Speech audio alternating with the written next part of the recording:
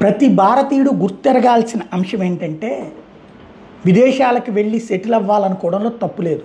నీ చదువు ద్వారా, నీ చేతిలో ఉన్న నైపుణ్యం ద్వారా అక్కడ అవకాశాలు పొంది ఆ అవకాశాల్లో నిన్ను నువ్వు ప్రూవ్ చేసుకుని అక్కడ ఉన్నత స్థితికి ఎదగడంలో తప్పే లేదు. మన పాత తరంలో అట్లాగే పోయారు. కానీ గత 15-20 సంవత్సరాల తప్పుడు మార్గాలు, ఒకడు పోయాడు ఏం కాలేదు, నేను పోతే తప్పేంటి అన్నటువంటి రూట్లో స్టూడెంట్స్గా వెళ్ళి ఏళ్ల తరబడి అక్కడే చదువుల పేరుతో కాలక్షేపం చేస్తూ పైన చిన్న చితక పనులు చేసుకుంటూ సంపాదించే డాలర్లకి అలవాటు పడటం ఒక ఎత్తు అయింది. రెండవది తప్పుడు డాక్యుమెంట్లతో పోవడం అన్నటువంటిది మరొక అలవాటుగా మారింది. వీటి మీద విరక్తి చెందినటువంటిది అంటే అమెరికా వాళ్ళు ఫ్రాడలెంట్స్ కింద మనల్ని చూస్తున్నారు, అలాగే కెనడా వాళ్ళు మనల్ని అట్లాగే చూస్తున్నారు. 74% మందిని ఈ దఫా కెనడా తిరస్కరించింది.